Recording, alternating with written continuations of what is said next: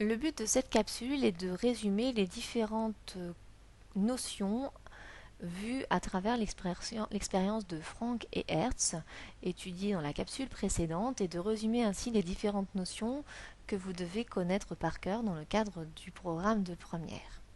La première chose que vous avez à savoir, c'est que l'énergie des atomes est quantifiée, c'est-à-dire ne peuvent prendre que certaines valeurs. Ces différentes énergies possibles pour l'atome sont résumées dans le cadre d'un diagramme représenté sur la diapositive dans la partie supérieure. Ces différentes énergies possibles résultent de la répartition différente possible des électrons sur les différentes sous-couches électroniques. L'état de plus basse énergie, qu'on appelle l'état fondamental, correspond au cas où les électrons sont répartis sur les niveaux d'énergie les plus bas, donc les plus proches de l'atome, correspondent en obéissant aux règles de Klevskovsky.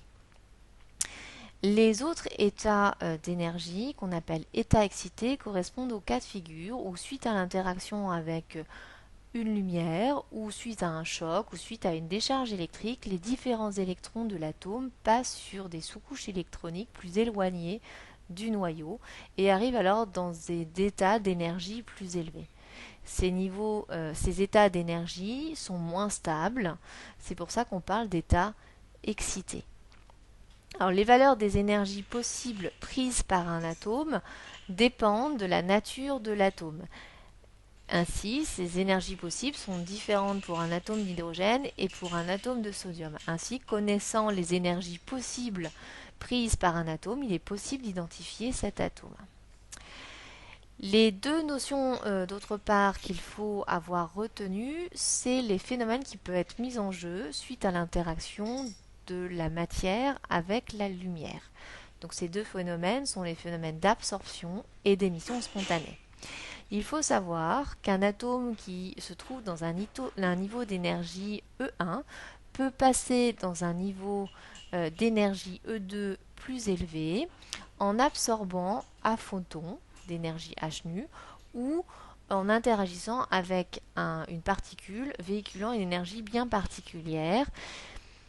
Pour que cette absorption effectivement ait lieu, il faut que le photon ou la particule interagissant avec l'atome ait une énergie qui est égale à la différence d'énergie entre les deux niveaux mis en jeu dans la transition énergétique. Donc autrement dit, il faut que l'énergie du photon soit égale à la différence entre l'énergie de l'état d'arrivée E2 moins l'énergie de l'état initial E1. Comme on sait que l'énergie d'un photon est égale à hc sur lambda, autrement dit, il faut que la radiation lumineuse qui éclaire l'atome ait une longueur d'onde lambda qui vérifie la relation h fois c sur lambda égale E2 moins E1.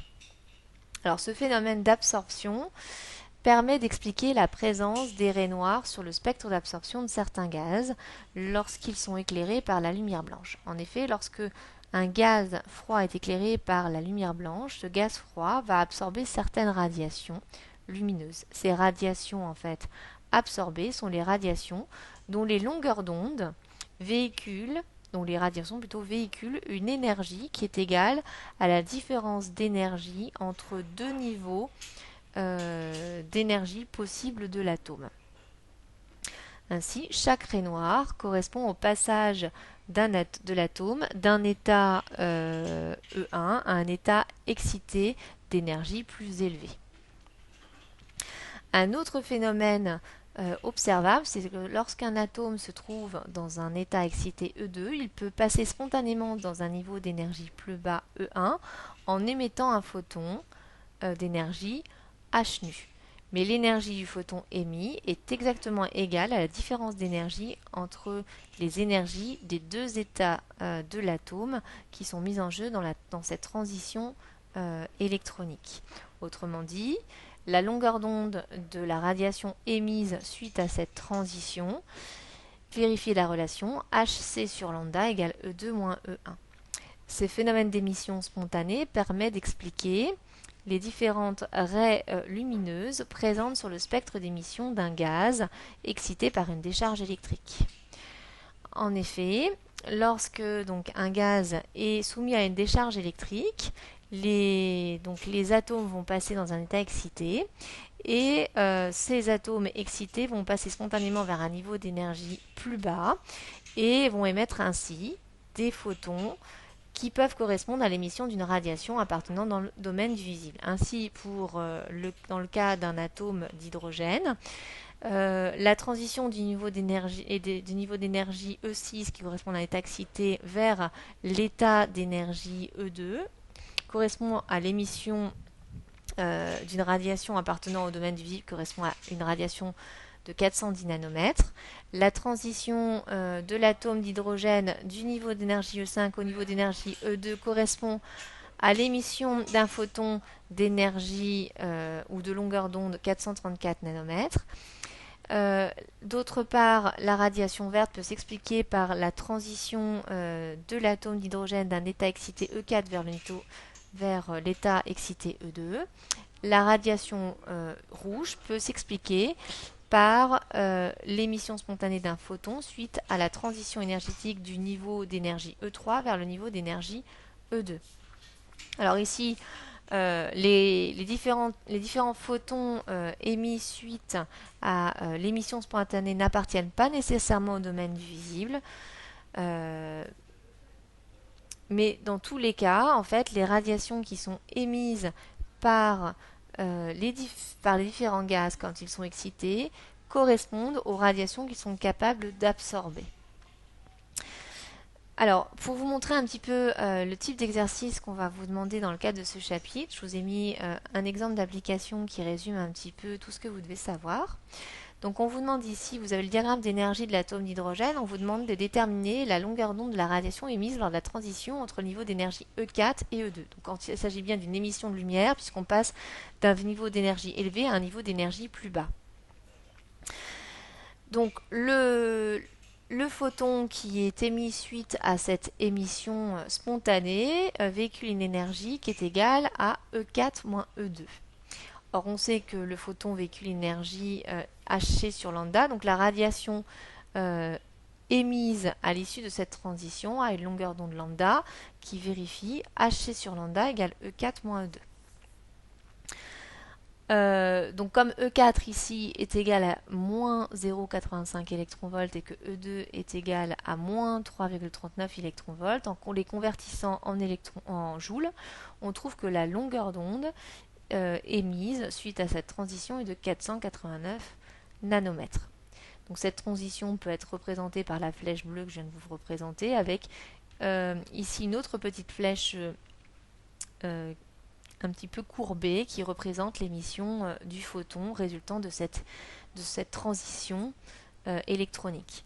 La deuxième question qu'on vous pose, c'est à quelle transition énergétique la raie d'absorption de la radiation rouge correspond-elle? Donc pareil, pour qu'il y ait absorption, c'est que l'atome dans ce cas-là passe d'un niveau d'énergie EI à un niveau d'énergie plus élevé.